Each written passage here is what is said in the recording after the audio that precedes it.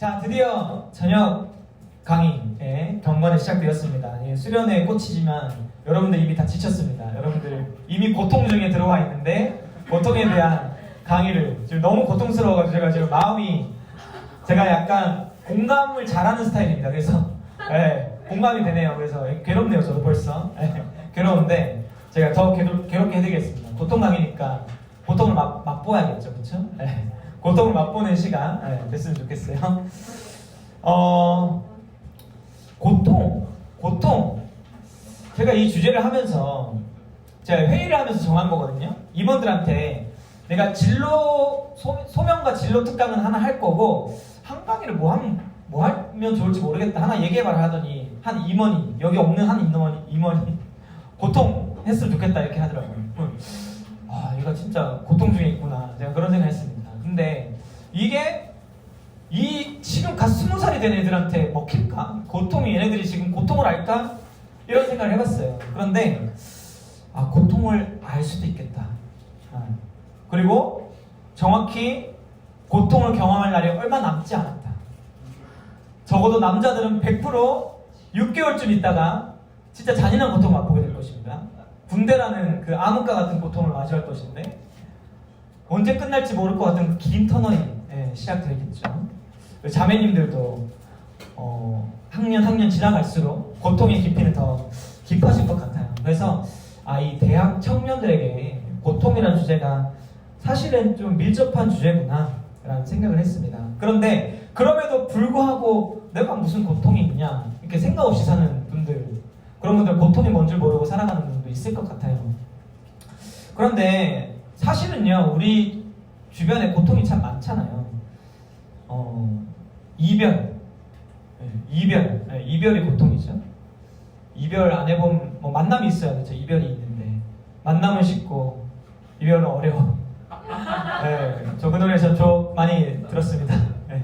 저는 TV를 좀 많이 보는 편이라서 쇼미 이제 언제 하죠? 11 합니까? 기다리고 있습니다. 저는. 아무튼 이별할 때 힘들고 사별한 친구도 여기 있으니까 저는 사별한 경험이 있는데 사별 고통이죠. 실패해본 경험 있으니까 대학 입시 실패, 시험 실패, 자꾸 제 얘기한 것 같아서 지금 보니까 고통 덩어리네요. 제 삶이 고통의 연속이었던 것 같은데 이별, 사별, 실패 여기까지 다 제 얘기인데 좌절, 이것도 제 얘기입니다. 좌절 해본 적 있습니까? 롤 긴급전 좌절 없습니까? 좌절. 위기는 누구나 겪어보잖아요, 그렇죠? 근데 여기까지는 뭔가 좀 추상적인 거고 구체적인 거 없을까요? 가정. 부모님이 고통인 분 없습니까? 내가 타고난 것들이 고통인 분들 없어요? 저는 키가 좀 작은데 평안했을까요? 키 작은 분들 공감하는 분 있습니까? 키 작은 거 자체가 고통이 된다는 거 아시는 분들 계세요? 키수는 절대 모르겠지만 키 쪽에서는 금수저죠? 부럽습니다. 저는 또 그 컴플렉스가 앞니가 좀 튀어나와 있는데 지금이야 사람들이 좀 젊어 보인다. 오히려 긍정적 효과를 발휘하지만 제가 별명이 뭐였겠습니까? 맞죠? 설치류죠, 설치류. 그래 제가 그래도 초등학교 때 피부 좋을 때는 그래도 토끼 귀여운 거였는데 중학교 가니까 여드름 나잖아요. 그러니까 뭘로 바뀌었냐면 시궁창지로 바뀌었어요. 그냥 지가 아니야. 시궁창지에 정확하게 시궁창지. 고통이었죠. 여러 가지가 삶에 있어서 고통이에요. 자, 그런데 이건 우리가 개인적으로 당하는 고통이고 이 사회 전체에 그냥 고통이 가득해. 이걸 다른 말로 하면 악이라는 단어로 바꿀 수도 있을 것 같아요. 금수저, 흑수저 그 자체가 우리에게 악이고 고통이죠. 성차별, 이게 얼마나 화두입니까? 우리 한국에 또 유독 두드러지는 문제, 미래가 보이지 않다는 거. 미래가 밝은 사람 손 한번 들어보세요. 여기 찬란한 미래를 보고 있는 사람. 왜 아무도 없어? 한 명도 없어요? 우리 그리스도인들 찬란한 미래가 없으니까요. 그러나 현실적으로 캄캄하다, 악이다, 고통이다. 여러분이 여기 공감하는지 모르겠는데요. 기후 문제, 기후 문제 지금 굉장히 심각한데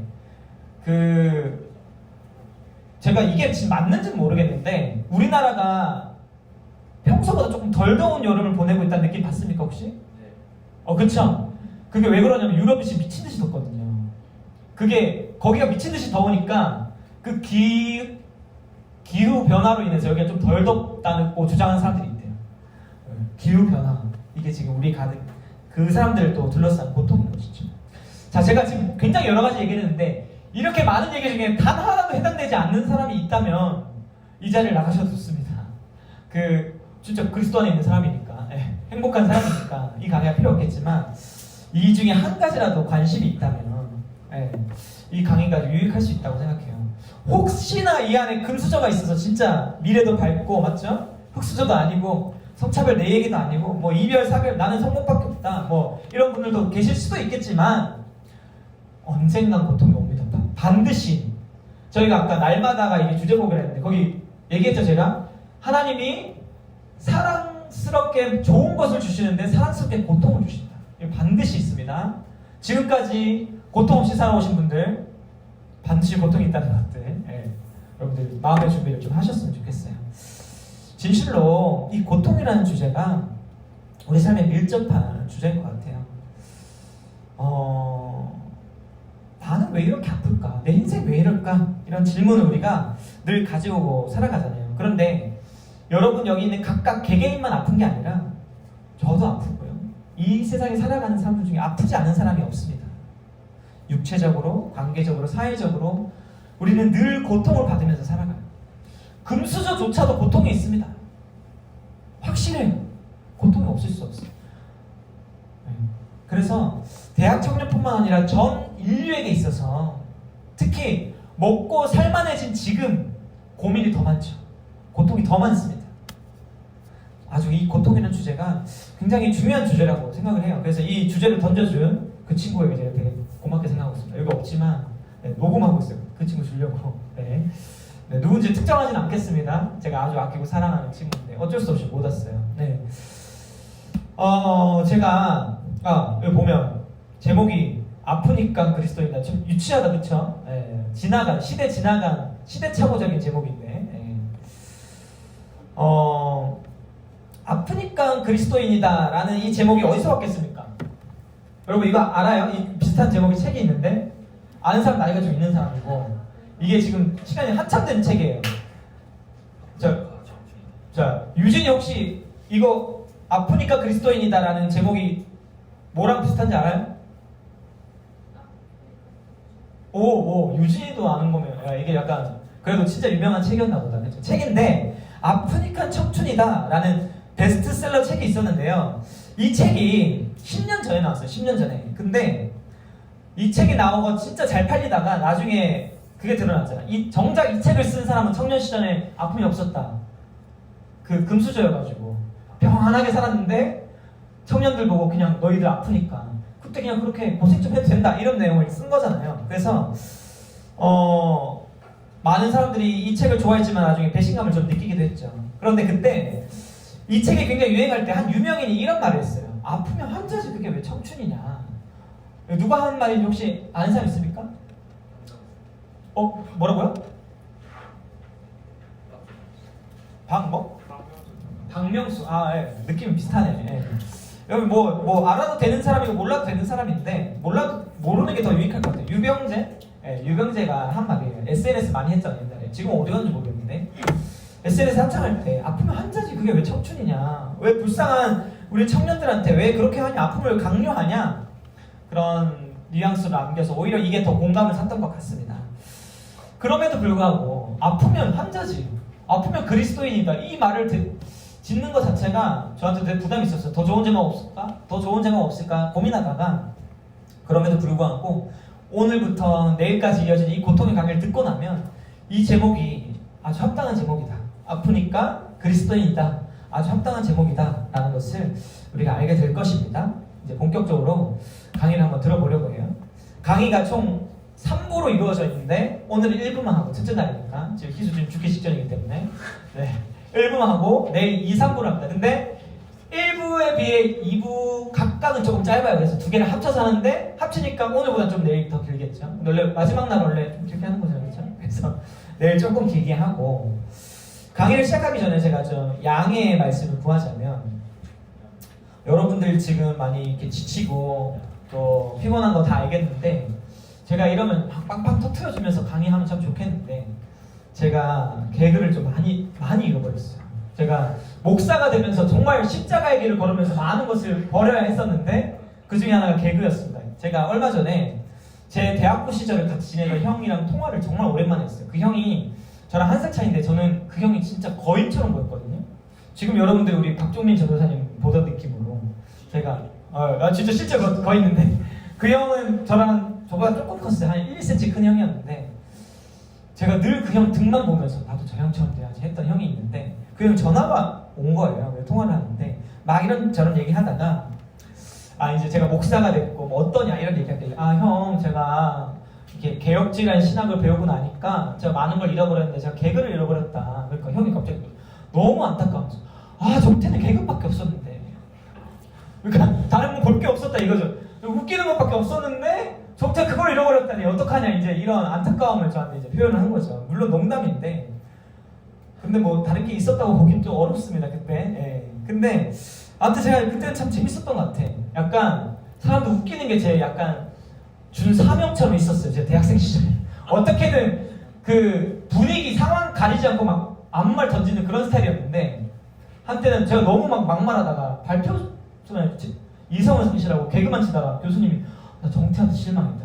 이 자리가 어딘데 지금 그럼 함부로 농담 따먹게 해서 내려오는데 한번 혼난 적도 있어요. 아무튼 제가 진짜 그냥 웃기는 걸로만 살다가 목사가 되고 정말 너무 많은 걸 잃어버렸어요. 제가 이제 이 개그를 잃어버리니까 그 잃어버리고 난 다음에 저를 만난 사람들은 제가 너무 그냥 이제 진지한 캐릭터로만 저를 보니까 제가 웃기려고 한 말인데도 웃을 수가 없어. 이정태 목사님이 농담할 리가 없어. 이런 느낌 압니까? 저는 분명히 웃기려고 넣은 말인데 다들 이렇게 있는 그런 상황을 제가 맞이하게 됩니다. 그래서 안타깝지만 제가 뭐 개그맨도 아니고 이 강의를 뭐 재밌게 노력은 하겠지만 뭐 좀 지루하지 않게 노력은 하겠지만 이 시간이 마냥 막 웃음이 넘치는 주제도 보통인데 마냥 웃음이 넘치는 시간이 되지 못할 것 같아요. 저는 늘 강의할 때 좀 진지해지는 버릇이 있습니다. 그럼에도 불구하고 여러분들도 진지하게 임한다면 저는 이 강의가 유익 있을 거라 달달하게 들릴 거라 확신을 합니다. 강의 들어가기에 가면서 짧게 좀 소개할 것이 있는데 이 책인데 이 책은 여러분 제가 거기 강의안 펼치지도 않았는데 강의안이 들어있습니다. 그 안에 아주 많은 분량의 강의안이 들어있는데 이 책을 꼭 여러분들 기억하십시오. 이 책은 제가 고통이라는 주제를 놓고 강의를 준비하는데 너무 막막한 거예요. 그래서 제 옆에 그 신학 알파고가 자리하고 있거든요. 노희태 목사님이라고. 그 진짜 물으면 다 나와요. 그 책 뽑으면 된다 이러면서 책 뽑아주는 스타일인데 또 제가 신뢰하는 우리 노 목사님께 노 목사님 고통이라는 주제 해야 되는데 책 좀 추천해주세요 이러니까 노 목사님 딱 이거 한번 보면 된다 그래서 2권을 딱 줬어요. 그 중에 하나 이건데 제가 이걸 딱 빌려가지고 딱 펼쳤는데 필기가 빡빡해. 노 목사님 책을 많이 빌려갔는데 그 중에서 단연 필기가 빡빡한 책입니다. 그만큼 노 목사님이 꼼꼼히 본 책이에요. 읽기 시작하는데 딱 몇 문 다 딱 읽었는데 이거 대박이다.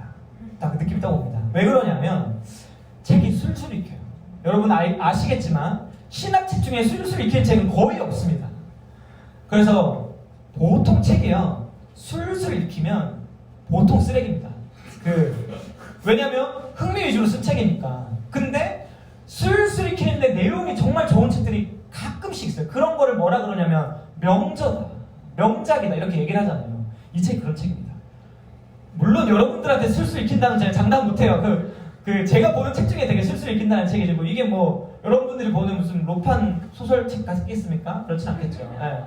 뭐 이렇게 막 요새 BL 소설 보는 사람 있으니까 혼납니다. 저한테 BL 보는 사람 걸리기만 해가지고 BL은 안 돼. 알았죠? 로판까지는 허락합니다. 로판은 허락하는데 BL은 안 됩니다. 아무튼 그래서 술술 읽히는 책이다. 그냥 좋은 책이다. 그래서 이 책을 여러분들이 살 수 있으면 좋겠다라는 생각이 돼요. 그래서 이북을 사면요 한 23,000원 정도 하고 종이책 사면 좀 비싸면 한 3만 원대예요. 그래서 제가 이 책을 보고 노 목사님 이거 너무 좋아요 이러니까 노 목사님이 좋죠 그러면서 강의는 그냥 그 책 그대로 읽는 게 더 낫다. 괜히 딴 말 하지 마라. 알겠습니다. 제가 순정하고 이 책 위주로 좀 강의를 해보려고 합니다. 물론 이 책 그대로 이렇게 뭐 읽는 건 무슨 의미가 있겠습니까? 제가 여기 살을 좀 붙여서 하는데 이 책 중심으로 한다는 거 기억하시고 나중에 읽어보면서 이종택 목사님 표절했다 이런 얘기 하지 마시고 지금 밝힙니다. 출처를 밝힙니다. 여기서 제가 좀 보고 하는 겁니다. 자, 이제 본격적으로 들어가 봅시다. 고통. 자, 고통이라는 주제를 교회에서 다루면 이런 질문이 생겨요. 자, 고통이란 악이 존재하는 세상에 하나님이 정말로 선하신 분이신가? 자, 이런 질문을 자연스럽게 던지게 되어 있는데 혹시 진짜 죄송한데 누가 좀 물컵에 물 좀 제가 담아주시면 감사하겠습니다. 강의를 제가 이어가겠습니다. 이거를 좀 어려운 말로 뭐라 그러냐면 신정론이다 이렇게 얘기하거든요. 이 신정론이라는 말을 이해할 필요 없지만 제가 이 이야기를 꺼낸 이유는 이게 신학에서 아주 주요하게 다뤄지는 파트 중에 하나라는 거예요. 무슨 말이냐면 이 고통이라는 질문이 이 주제가 교회의 역사상 정말 끊임없이 제시되어 왔던 주제라는 거예요. 그만큼 왜 하나님을 믿는 우리에게도 고통이 있고 하나님이 만든 세계에 왜 고통이 있고 이해가 안 된다는 거죠. 많은 사람들이 이 질문을 한 거예요. 그래서 오늘 이 시간 하나님과 고통 그리고 우리 이 관계에 대해서 좀 생각을 해보려고 합니다. 우리는요 수시로 고통에 빠지잖아요. 육신의 질병이라는 고통도 있고 관계에서 맞이하는 고통, 갈등이라는 고통, 이별이라는 고통, 사별이라는 고통, 또 내 죽음이라는 고통, 가난이라는 고통, 소외라는 고통, 좌절이라는 고통, 일일이 나열할 수 없을 만큼 많은 종류의 고통이 우리를 괴롭게 하잖아요. 그런데 이 고통이 만연한 가득한 세상에서 교회가 하는 역할이 뭐냐 했을 때 중요한 역할 중에 하나는 고통 가운데 있는 우리를 위로해주는 역할을 교회가 합니다. 교회는 위로를 주는 곳이에요. 그런데 위로를 주려고 했던 그 말씀이 오히려 더 큰 고통을 만들 때도 있습니다. 예를 들면 이런 거예요.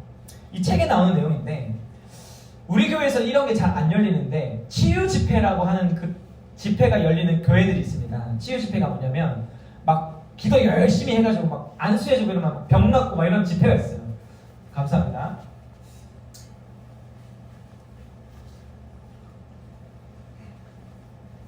치유 집회라고 이 김진혁 교수님이 전도사로 있었을 때 그 교회에서 그 치유 집회를 한 거예요. 근데 말씀을 막 목사님이 선포하기를 여러분 막 열심히 기도하면 믿음 있으면 하나님 고쳐주십니다 하면서 막 말씀을 선포하고 그 중에 진짜 막 낫는 사람이 막 나타나는 거야. 근데 그 끝나고 한 성도님이 말씀 전하는 강사한테 못 가고 전도사 나부랭이 이 김진혁 교수님한테 와가지고 전도사님 아니 저녁마다 하나님께 기도하고 매달리는 사람은 고쳐준다는 말씀이 선포되는데 은혜로 고침받은 사람도 진짜 나타나는데 왜 내 가족은 믿음이 있는데도 불구하고 고통 중에 죽었습니까? 내 아버지가 믿음이 없다는 얘기입니까? 아니면 내 아버지는 하나님을 믿으려고 했지만 하나님이 사랑하지 않았다는 얘기입니까? 하면서 오히려 그날 선포된 말씀 때문에 더 좌절감에 빠진 거예요. 그러니까 교회에서 함부로 위로해 줄 거라고 함부로 고통에 대해서 말씀을 전했다가 교회 안에서 더 큰 고통, 더 큰 아픔, 더 깊은 좌절에 빠질 때가 있는 거죠. 우리가 앞서 방금 고통에 대한 찬양을 많이 드렸는데 그냥 함부로 그냥 들이대면 그게 때로는 그게 오히려 더 억압스러운 고통을 만들어낼 때가 있다는 겁니다. 안 그래도 괴로운데 말씀과 내 삶이 불일치하니까 더 괴로운 거예요. 아까 고통 중에 있어도 믿음으로 가리라 했는데 믿음으로 못 가는 나를 보면서 고통이 100이 있었는데 믿음으로 못 가는 나를 보면서 50이 더 추가되는 거야. 그게 우리 삶의 모습이 있는 거예요. 안 그래도 힘든데 교회 와서 더 힘든 거예요. 그래서 이 시간 고통이라는 주제를 다룰 때 굉장히 신중해야 된다. 믿음이면 됩니다. 하나님 의지하면 됩니다. 이게 아니라 이 고통을 좀 세밀하게 섬세하게 다뤄볼 필요가 있습니다. 그래서 짧게 할 수가 없어요. 네, 아쉽지만. 자, 지금 이 시간 고통에 대해서 조금은 이론적인 고민들을 할 필요가 있을 것 같아요. 고통을 정말로 뭐 분석하고 그 이론적으로 이렇게 해석하는 게 중요할까? 이렇게 질문할 수 있습니다. 예를 들면 이런 거예요. 제가 코로나를 걸렸는데 한 사람이 저를 위로해준다고 찾아왔어. 우철이가 좀 찾아왔어. 목사님 코로나 걸렸다면서요? 그러니까 그래 우철아, 그래 목사님 코로나 걸린 이유는 손을 안 씻기 때문이고 마스크 착용을 제대로 안 했기 때문이고 코로나의 증상이 이렇게 발현됩니다 하면서 분석해줬어. 코로나라는 고통에 대해서 분석해줬어. 그럼 제가 어떻게 느낄까요? 우철의 인중을 딱 때리고 싶죠. 이게 뭐야 지금 나한테 와서 왜 이런 소리를 해? 고통이라는 게 분석한다고 고통이 덜어지는 게 아니잖아, 그쵸? 근데 왜 지금 우리 이 시간 고통을 이론으로 분석하려고 하는가? 왜? 고통을 왜 강의로 들어야 되는가? 그냥 위로해주면 되지. 왜냐하면 이거예요. 고통에서 빠져나오려면 고통을 멀리서 바라봐야 되기 때문이에요. 이게 고통의 특성 때문인데, 제가 예전에 이야기한 적이 있는데, 저는 아버지가 돌아가셨습니다. 아버지가 돌아가셨을 때 제가 얘기한 적이 있어요. 이거 선교단체 한 형이 저한테 와가지고, 정태야, 나는 네 장례식 일부러 안 갔다.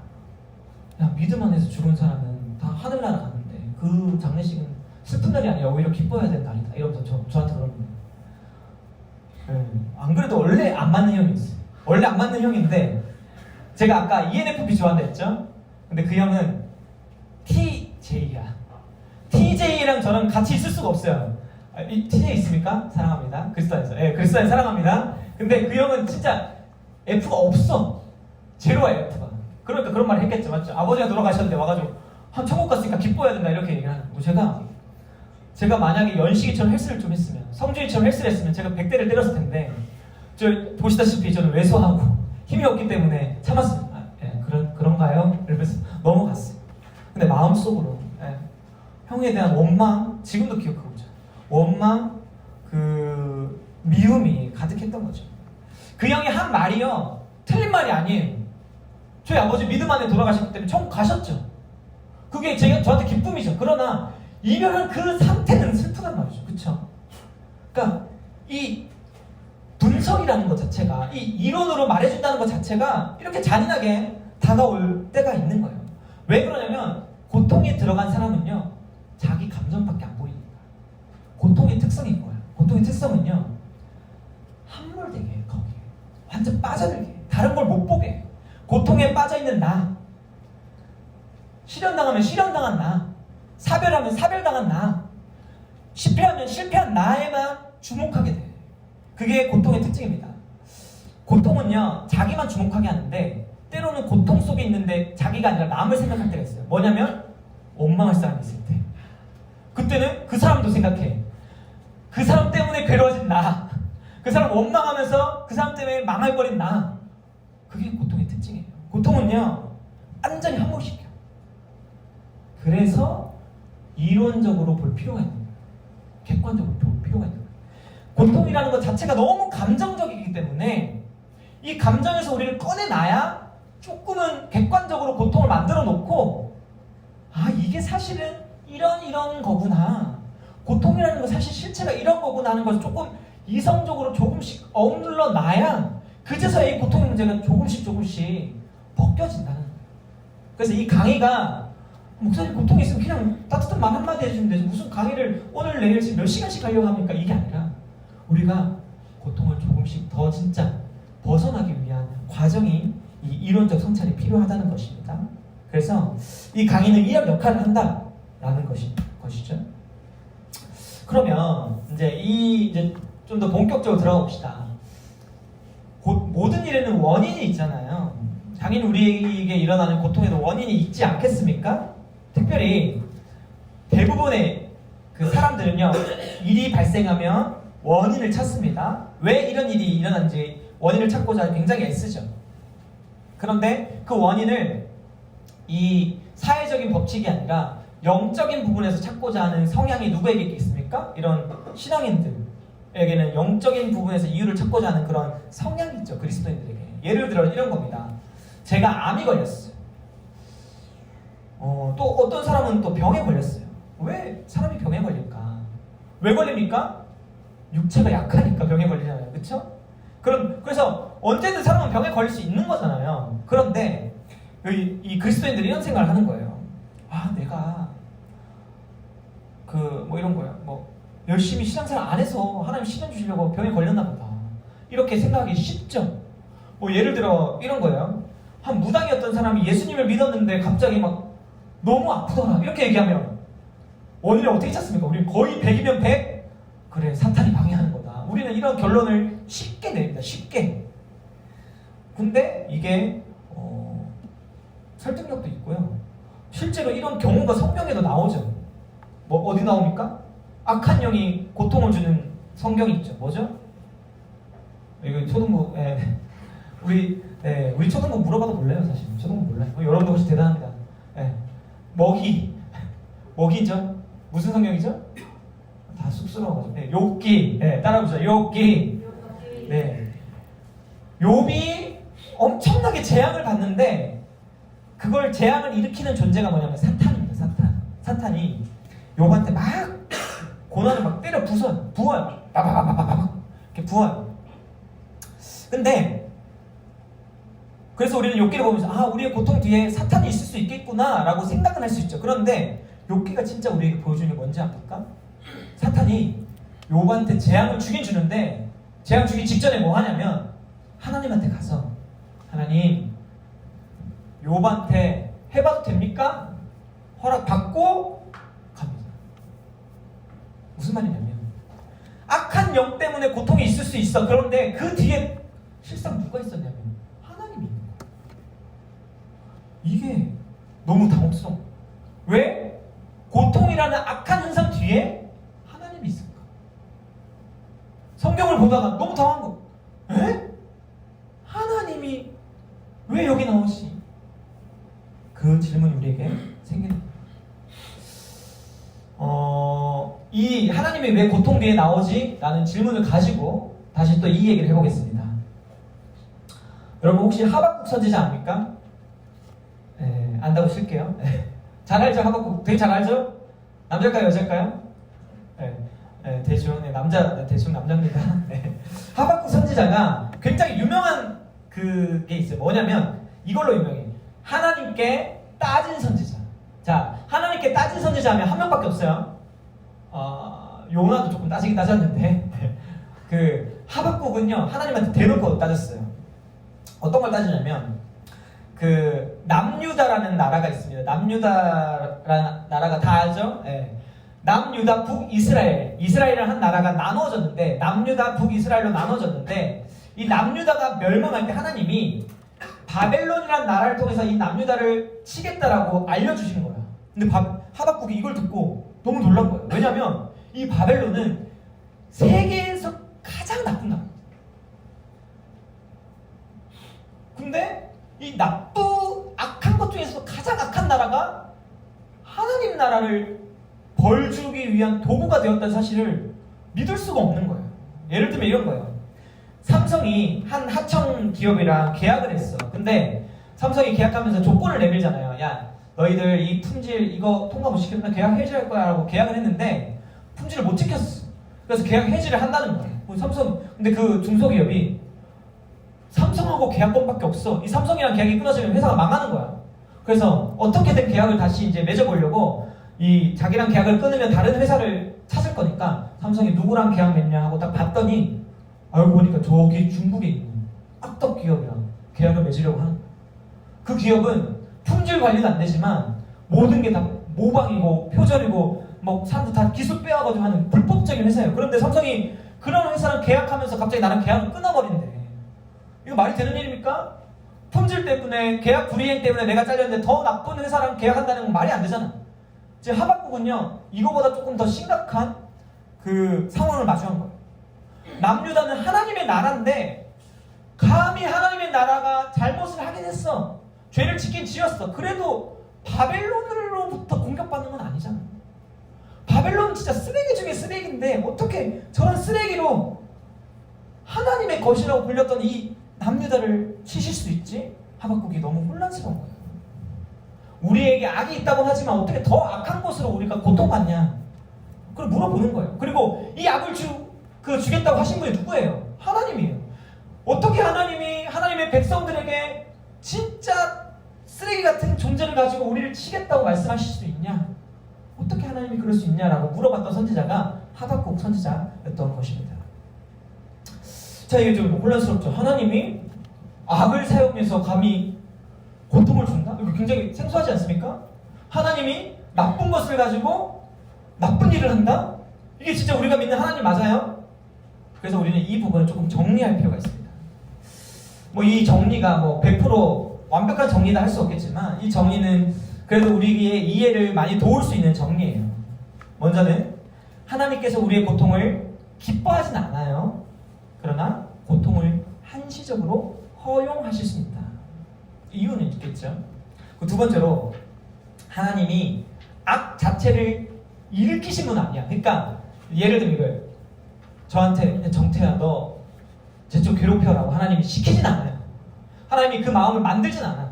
무슨 말인지 알겠습니까? 악을 하나님이 직접 부추긴 건 아니에요. 그러나 악을 선한 목적을 위한 도구로서 이용하실 수는 있는 겁니다.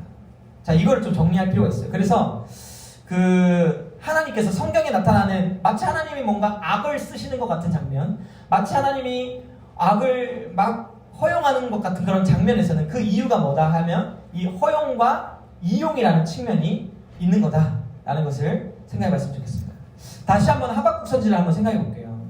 하나님께서 타락한 유다를 심판하시려고 바벨론이라는 나라를 사용하시는데 이 바벨론이라는 나라를 악하게 만드신 분은 하나님은 아닌 거예요. 바벨론이 악한 일을 하고 남유다가 악한 일을 하는 것은요, 하나님이 만든 게 아니라 스스로 그 부패한 죄 때문에 자기들이 스스로 죄를 만들고 악을 만든 거죠. 그런데 하나님께서 궁극적으로 선으로 인도하시기 위해서 악을 심판의 형식으로 잠시 허용하고 이용하실 수 있는 거예요. 그래서 이 하박국 선지자가 나중에 이거를 깨닫게 됩니다. 그래서 하나님이 바벨론을 통해서 너희 남유다를 칠 거야 라고 했을 때 하박국이 하나님 도대체 그런 게 어디 있습니까? 라고 질문했다가 하나님이 이 바벨론이라는 악을 도구 삼아서 우리를 더 선한 길로 인도해 주시는구나 하는 걸 깨닫고 나서 하박국 선지자가 찬양을 하는데 그 찬양이 바로 이겁니다. 여러분 다 아실 텐데 모를 수도 있겠다. 무화과 나무 잎이 마르고, 여러분 막 박수치면서 부르죠. 춤추면서. 이게 나라가 망한다. 너희가 바벨론한테 찢기고 바벨론이 강간으로 유명해서 강간당하고 보는 앞에서 가족들 목이 잘리고 그럴 거다 라는 메시지를 받은 다음에 부른 찬양. 춤추면서 불렀겠습니까? 하박국이? 울면서 불렀겠죠. 그런데 그럼에도 불구하고 난 여호와로 즐거워할 수 있다 고백한 거예요. 왜? 이 고통, 말도 안 되는 고통 뒤에 하나님이 뭘 주고자 하시는지를 본 거예요. 하박국이. 바벨론이라는 악을 통해 남유다라는 하나님 나라가 망하는데 그 뒤에 결국에는 하나님이 선을 주실 것을 본 거예요. 나라는 망하지만 나라가 안 망하는 거예요. 이게 무슨 말인지 알아요? 하나님 나라가 겉으로는 망하지만 실제로는 다시 회복이 되는 과정 중에 생기는 고통이니까 하박국 선지자가 찬양을 할 수 있었던 겁니다. 이런 그러니까 뭐 쉽게 얘기하면 이런 겁니다. 심판이 오히려 은혜의 도구가 된다는 거예요. 하나님이 성경을 보면 심판이라는 그런 무서운 일을 하실 때가 있는데 그 뒤에 은혜가 숨어 있는 것을 우리가 보게 됩니다. 예를 들면 이런 거예요. 여러분들 제가 자꾸 성경 예를 드는데 성경을 여러분 너무 잘 알고 있지만 모른다고 생각하셔서 한번 들어보십시오. 여호수아서 다 읽어봤죠? 한 2독 3독씩 다 했죠. 여호수아서를 보면 기브온이라는 족속이 나옵니다. 가나안 족속인데 이 기브온이라는 족속이 가나안 족속이면 이스라엘이 싸워야 할 족속이거든요. 그래서 이스라엘이 다 죽여야 하고 정복해야 될 대상인데 기브온이 야 이스라엘이랑 싸우면 진다, 하나님 때문에 진다라고 판단을 하고 가나안 족속이 아닌 것처럼 멀리서 온 것처럼 꾸며서 와가지고 야 우리랑 조약 맺자, 화친 조약 맺자 해가지고 같은 편 먹어버려요. 근데 나중에 알고 보니까 가나안 족속인 거야. 이게 사기친 거잖아요, 맞죠? 그리고 가나안 족속이라서 심판을 당해야 되잖아요, 기브온 족속이. 그런데 그 거짓말로 인해 가지고 그 이스라엘 족속이랑 화친을 맺는데 나중에 이 그 악한 일, 이 악한 속임이라는 이 악한 일 안에서도 이 기브온이라는 족속이 결국에는 하나님에 대한 믿음을 가지고 이스라엘 백성들에게 나와왔고 그 조약을 맺었기 때문에 하나님께서 이걸 인정해 주셔요. 믿음으로 보시고. 그래서 이 기브온 족속을 그 자기 백성 안에 포함시켜 주셔요. 물론 종의 신분으로. 하나님이 가나안 족속을 심판하는데 심판의 대상이었던 기브온이 믿음을 얻게 되는 일이 생깁니다. 하나님은 분명히 가나안을 진멸하시는 심판을 행하고 계셨는데 오히려 그 심판 속에서 구원 얻는 사람이 생깁니다. 하나님의 심판이 있는 그 자리에는 그 뒷면에 오히려 은혜가 있는 거예요. 하나님이 징계를 내리시는 것 같은데 오히려 그 뒤에 회복이 있는 거예요. 그게 성경이 우리에게 보여주는 고통, 심판이라는 고통의 모습인 겁니다. 심판이라는 고통 뒤에 은혜가 있다. 이렇게 심판과 은혜를 묶어서 우리가 생각해보면 고통 속에 있는 긍정적인 의미를 우리가 발견할 수 있는 거예요. 일반적으로 고통은 없는 게 더 좋은 거죠. 그런데 하나님의 입장에서는 고통이 은혜와 함께 주어지는 거니까 이 고통이 때로는 우리에게 더 유익한 일이 될 수 있는 겁니다. 기브온 족속에게는 그 전쟁이라는 심판이 없었더라면, 그 고통이 없었더라면 기브온 족속은 구원을 못 받잖아요. 그런 것처럼 이 고통 뒤에 은혜가 있기 때문에 오히려 우리에게 유익이 될 수도 있는데 같은 맥락에서 고통 뒤에 사랑이 있을 수도 있다. 이걸 좀 생각해 봤으면 좋겠어요. 보통 우리가 사랑을 생각하면 고통을 주지 않는다라고 생각하잖아요. 고통 안 주는 게 사랑이라고 생각하잖아요. 그런데 고통을 주는 사랑도 있다는 걸 여러분 아십니까? 사랑해서 고통을 주는 거야 라고 누가 얘기하면 그런 게 어딨어, 이렇게 얘기할 수 있겠지만 그런 실제가 있을 수 있습니다. 예를 들면 이런 거예요. 한 부부가 있는데 제가 남자니까 아내 얘기를 하겠습니다. 아내가 우울증에 빠졌다가 손대지 말아야 할 때 손댔어. 마약에 이 우울증 극복해보려고. 우리 아내가 그렇다는 게 아니라 여러분들 그냥 가상의 이야기입니다. 한 아내가 그랬어. 남편이 그걸 알게 됐어. 아내를 너무 사랑해요. 그럼 이 아내를 위해 가장 사랑한 방법이 뭐죠? 마약을 끊게 해야 되죠. 근데 여러분 마약을 끊는 과정이 아플까요? 안 아플까요? 고통이 있을까요? 없을까요? 있어요. 막 남편은 아내를 사랑하는데 어떻게 해야 돼? 마음 아프지만 아내의 지금의 기쁨을 위해서 마약을 구해줘야 됩니까? 아니면 손톱 빠지도록 벽을 긁고 있는 아내를 보면서 남편이 함께 울어야 됩니까? 마약을 주지 않고 함께 우는 거죠. 사랑해서 고통을 줄 수밖에 없는 상황이 있는 거예요. 사랑하기 때문에 그 상대방에게 고통을 주는데 마냥 기쁘지 않아.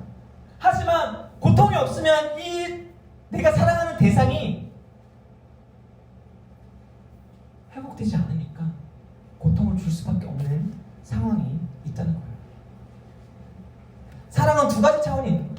있는 모습 그대로 받아들이는 것도 사랑이지만 있는 모습 그대로 있으면 안 될 때 성숙할 수 있도록 자라게 해주는 것도 사랑이에요. 내 자녀들, 하민이 아저씨 진짜 더럽게 말을 안 듣는데 혼을 내야 돼. 어쩔 수 없이 울고 있지만 벌을 줘야 돼. 사랑하니까.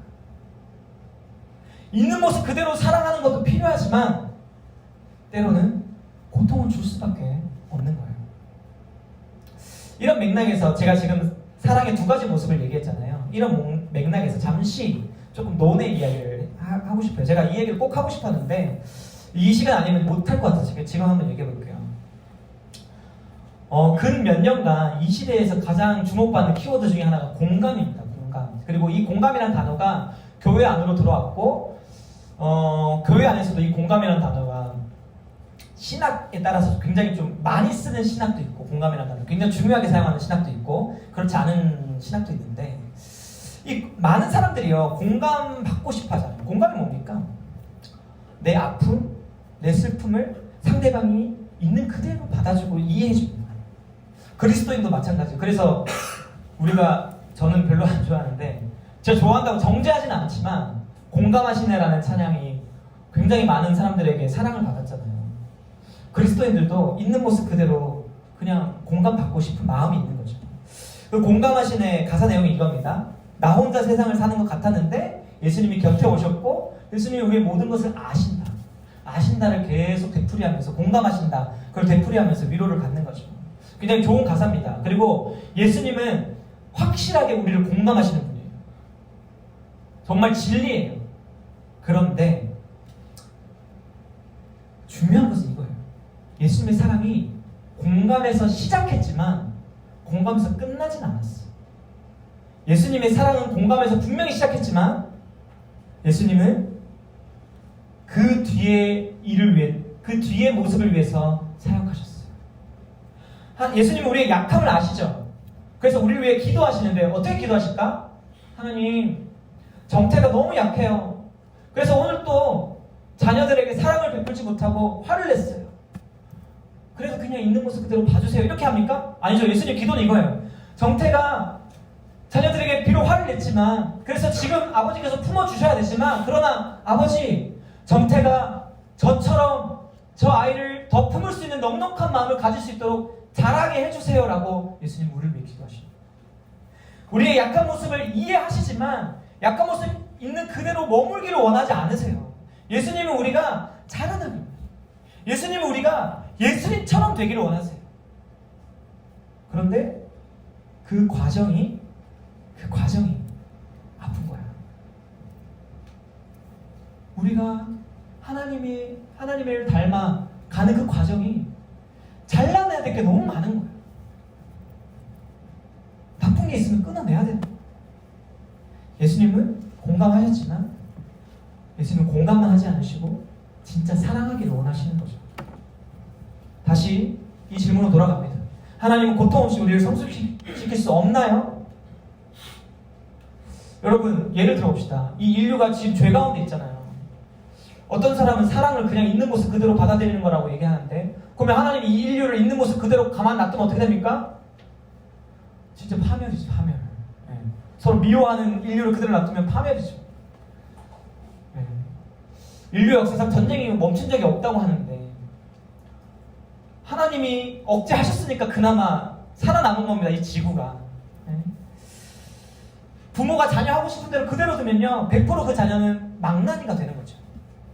우리는 죄에 물들어 있습니다. 우리는 죄의 영향을 받고 있습니다. 그래서 하나님께서 우리를 사랑으로 변화시키는 데 있어서 고통이 따라와요. 근데 여러분 고통받고 있을 때 어떻게 했습니까? 믿고 있는 여러분들 고통받을 때 어떻게 했습니까? 가만히 있습니까? 고통받고? 우리 이런 말을 하죠. 하나님, 왜 나한테 이런 고통 주시나요? 하나님 사랑 있는 분이십니까? 더 선 넘는 사람들 이런 말도 하죠. 하나님 가짜 아니에요? 이런 고통이 내 삶에 있는 거 보니까 믿어도 아무 소용 없나 봐요. 고통을 주신 분이 하나님인데 우리의 그 원망의 대상이 하나님이 되시죠.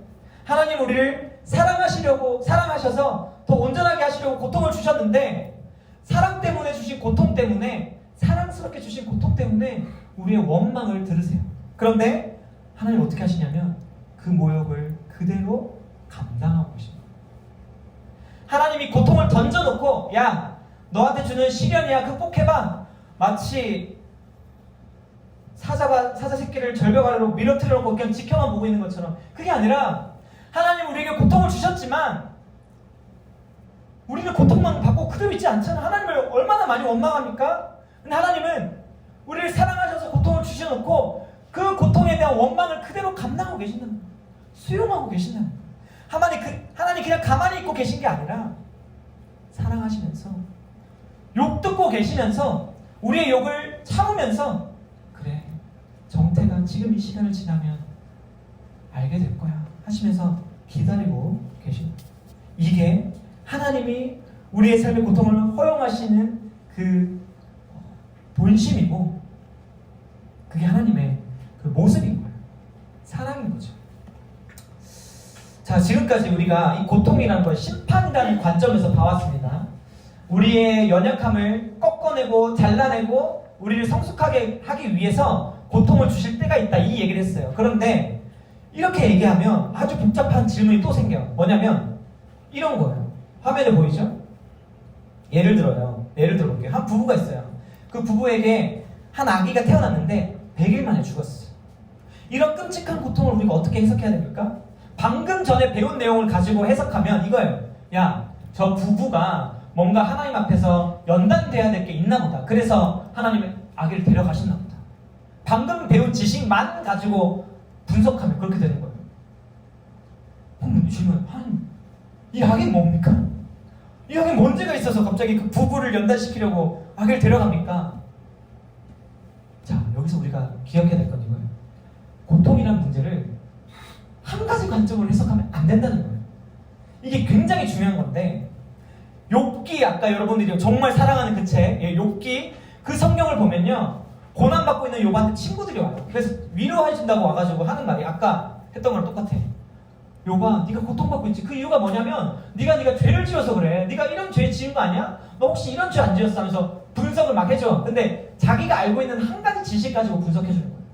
하나님은 심판을 하시려고 고통을 주신다.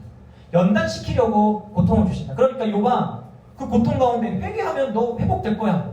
한 가지 지식을 가지고 막 하니까 욥이 괴로워 미치겠는, 죄를 안 지었거든. 욥은 죄를 안 지었어. 근데 너 죄 때문에 고통받는 거야 라고 막 하니까 너무 더 오히려 고통을 받는 거야. 이게 그리스도인이 굉장히 빠지기 쉬운 함정입니다. 내가 뭘 잘못해서 고통이 왔다.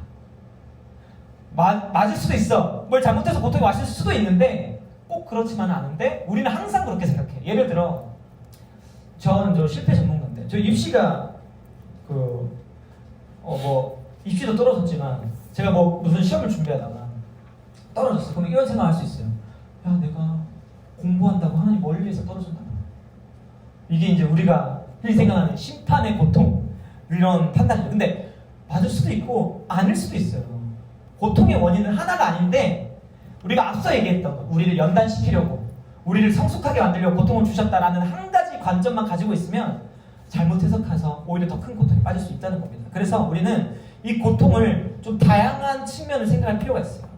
이거를 아주 잘 분석한 분이 제가 아주 좋아하는 목사님입니다. 팀 켈러 목사님입니다. 자, 우리 여기 첫째, 여러분들이 이 굵은 글씨 한번 읽어보겠습니다. 첫째 한번 읽어봅시다. 시작. 자, 이게 뭐냐면 아까 우리가 얘기했던 겁니다. 방금 전까지 길게 얘기했던 것. 우리가 죄가 있어서 하나님이 고통을 주시고 돌이키게 하는 것. 예를 들어서 다윗이 밧세바를 간음하잖아요. 그때 어떻게 됩니까? 밧세바랑 낳은 아들이 죽죠. 고통이죠. 그리고 그 뒤로도 다윗이 막 왕자에서 쫓겨났다. 여러 가지 고통들 있습니다. 이런 경우가 있고, 둘째, 여러분 진한 글씨 읽어보겠습니다. 시작.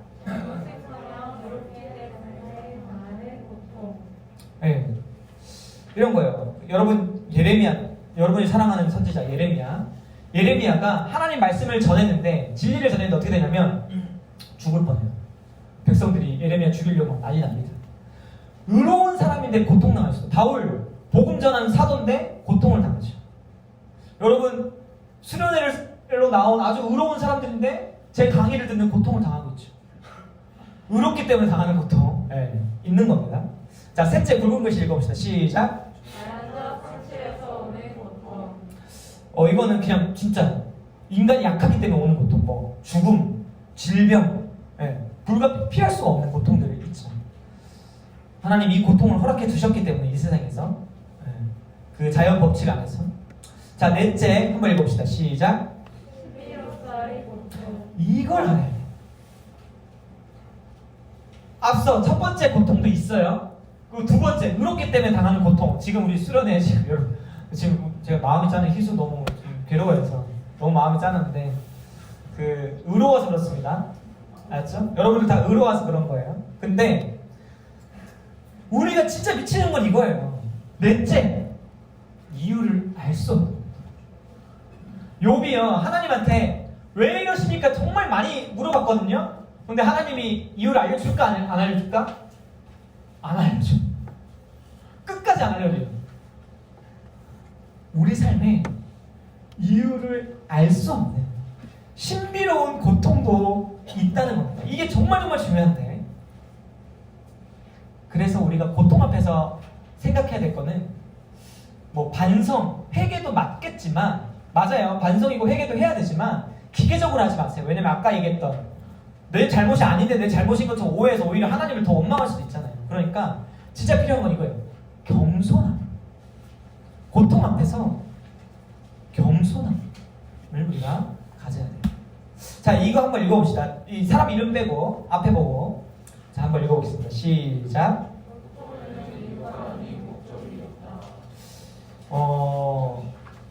아까 제가 팀 켈러 얘기하면서 고통의 이유를 한 4가지로 분석하는 걸 말씀드렸잖아요. 고통에는요, 다양한 이유가 있어요. 그래서 이 다양한 이유를 우리가 차마 다 알 수가 없어. 그래서 고통당할 때 우리가 해야 될 건 이거예요. 이유를 찾는 게 아니라 목적이 뭘까? 이 뉘앙스의 차이를 아시겠습니까? 뭐 때문에 고통당했는지를 찾지 말고 이 고통이 통해서 내가 어딜 가야 될까를 보자는 거예요. 고통이 내 죄 때문일 수도 있죠. 그러나 내 의로움일 때일 수도 있고, 의로움 때문일 수도 있고, 또 자연적인 법칙을 따라서 하나님이 설정해 주신 자연적인 법칙을 따라 오는 고통일 수도 있고, 이유를 알 수 없는 신비로운 이유로 고통이 찾아올 수도 있어요. 원인이 다 달라. 그래서 이 원인을 알 수가 없어요. 정확하게 우리로서는. 물론 죄로 인한 고통은 때로는 말씀을 보면서 선명해집니다. 그러나 그 말씀을 아무리 보고 기도해도 선명해지지 않을 때가 있죠. 그럴 때 우리가 이유를 찾는 게 중요한 게 아니라, 그럴 때는 뭐냐면 오히려 이 고통의 목적이 뭘까 고민해 보는 거죠. 근데 참 감사하게도 목적이 여러 가지가 아니야. 목적은 하나예요. 결국은 목적이 선으로 나아가는 도구가 된다는 겁니다. 고통의 목적이 선으로 나아가게 한다는 거예요. 선이라는 게 뭡니까? 하나님을 더 깊이 알아가고, 고통으로 몸부림칠 때 그 고통에서 우리를 견디게 해주는 분이 하나님밖에 없다는 것을 깨닫게 함으로 하나님을 더 의지하게 하고, 하나님이 의지했던 하나님이 나를 건져주시는 그 경험을 함으로써 하나님을 더 신뢰하게 되고, 그렇게 더 성숙해지게 되는 거예요. 고통의 목적이 있다는 거예요. 그리고 이 목적은 늘 같다는 거예요. 선을 향해 간다는 거예요. 그래서 우리는 고통에서 이유가 아니라 목적을 찾아야 됩니다. 이제 강의를 마치겠습니다. 제가 몇 번 이야기한 적이 있는데, 방금 전에도 얘기했지만 제 아버지가 제가 대학교 3학년 때 돌아가셨어요. 근데 어떻게 돌아가셨냐면 회사에서 다른 사람이 잘못 누른 버튼 하나 때문에 돌아가셨어요. 저희 아버지 포스코에서 일하셨는데 용광로 근처에서 작업하고 계셨는데, 용광로에서 아주 유독한 가스가 나거든요. 근데 작업하는 걸 모르고 용광로 버튼을 열어버린 거예요. 가스가 나와서 떨어지셔가지고 돌아가셨어요. 근데 제가 그날 아버지 돌아가시는 날 아버지가 저를 잘 안 태워주시는데, 그날 터미널 가는 걸 태워주셨어요. 그래서 그게 아버지를 배웠던 마지막 순간인데, 제가 갑자기 아버지가 돌아가시고 나서 정말 제가 하나님께 몇 번이나 물었을까요? 하나님, 도대체 왜 저에게 이런 고통이 일어난 걸까요? 하나님, 왜 제 아버지를 뺏어갔습니까? 근데 그때 하나님께서 왜 뺏어갔는지는 얘기해 주지 않으셨어요. 근데 하나님 답변은 이거였어요. 밑에 있는 거. 정태야, 내가 너를 사랑한다. 말씀으로 사랑한다 하셨고, 지체들, 교회의 지체들 통해서 저에게 사랑한다고 말씀하셨어요. 저는 고통받고 있지만 동시에 하나님의 사랑은 신실하신 거예요. 나는 다 알 수 없었지만, 그 고통이 왜 발생했는지 나는 다 알 수 없었지만, 변하지 않는 사실 하나가 있는데, 하나님이 나를 사랑하시는구나. 왜 내게 이런 주셨나요? 거기에 대한 답을 나는 찾을 수 없지만 너무 선명한 대답 하나. 하나님이 지금도 나를 사랑하고 하나님이 지금도 나를 붙들고 계신다.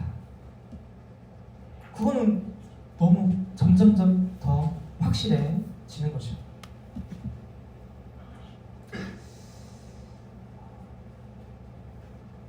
여러분들에게 고통이 얼마나 있는지 저는 잘 모르겠습니다. 그러나 고통 없는 사람이 있겠습니까? 나는 왜 이런 가정에서 태어났지? 내 엄마 아빠는 왜 이렇지? 나는 왜 하는 일마다 안 되지? 왜 나는 이따구로 생겨먹었지? 그 고통의 이유를 끊임없이 하나님께 묻는 거예요. 하나님, 왜 저한테 이런 상황을 허락하셨죠? 근데 여러분, 이유를 알면 속 시원해질까요? 만약 고통의 이유가 심판이었어. 그러면 하나님이 알려주셨어요. 하나님 저한테 왜 고통을 주셨나요? 정태환이가 이런 죄를 지었잖아. 그럼 제가 그 이유를 듣고 하나님, 그러면 저 한 10대만 더 때려주세요. 제가 그렇게 할까요? 여기 고통 더 달라고 얘기할 사람 어디 있어? 이렇게 얘기하죠. 하나님, 그래도 이건 좀 심하잖아요. 이유를 알게 되면 우리 이렇게 얘기할 거야. 그래도 그 이유 때문에 내가 고통당하는 건 억울한데요? 그게 우리 본성인 거예요. 무조건 우리는 억울한 거예요. 고통의 이유를 아는 것보다 더 중요한 게 우리에게 있어요. 고통을 우리 가운데 허락하신 분이 누군가? 고통은 하나님이 허락한 건데 이 고통을 허락한 하나님은 누군가? 하나님은요, 우리의 고통을 통해서 거듭나는 그 순간 모든 과정 가운데 함께 하시면서 우리의 욕을 들어주십니다. 우리 곁에서 우리의 원망을 참고 기다리고 때로는 진짜 선을 수없이 넘지만 그래도 우리를 떠나가지 않으시고 결국에는 이 시간을 지나 하나님과 가까이 지내면서 사랑을 나눌 것을 기다리시고 소망하면서 우리를 끝까지 포기하지 않고 사랑하시는 거예요. 그게 이 고통을 허락하신 우리 아버지 하나님이에요. 그래서요, 우리는요, 이 고통을 당했을 때 이런 기도를 해야 돼요. 하나님, 저는 지금 너무 고통스럽습니다. 하나님, 제가 지금 이 고통 가운데 있을 때 하나님이 어떤 분인지 알지 못하면 저는 견딜 수가 없어요. 그러니 하나님, 하나님이 누군지 알려주세요. 지금 이 고통을 허락하신 하나님이 누군지 조금이라도 더 알게 된다면 나는 그걸로 살 수 있습니다. 이 고통 가운데 제게 제발 하나님이 어떤 분인지 알려주세요. 그게 우리의 기도 제목이어야 할 것입니다. 여러분, 터널을 걸어본 적 있습니까? 터널을 걸어본 적은 없겠지만 터널처럼 긴 시간을 지나가 본 적은 있을 것 같아요. 그런데 터널의 특징이 뭐예요? 정말 빛이 한 점도 없는데 근데 결국엔 그 터널에 끝이 있다는 거예요. 근데 그 끝에 뭐가 있냐면 눈부신 빛이 있다. 눈을 못 떠요. 처음 딱 나갔을 때, 끝이 났을 때.